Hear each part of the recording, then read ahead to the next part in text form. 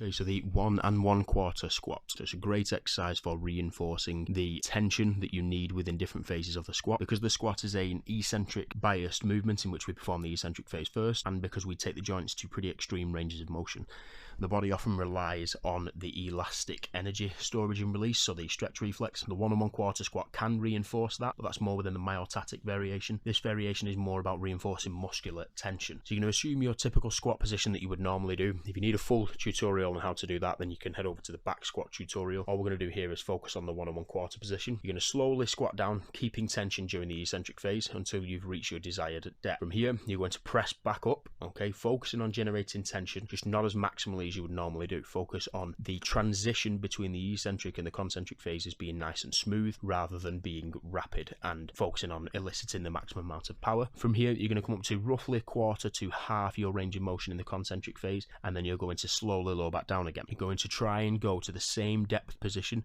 that you did do previously. If you're someone that relies heavily on elastic storage release, chances are you might actually go a little bit too low on the second phase, so just bear that in mind. And if you're someone that's excessively tight, make sure that you are reaching the same range of motion. Once you're in that bottom position again, focus on making this transition as smooth as possible, and then stand all the way back up, extending the ankle, knees and hips at the same time.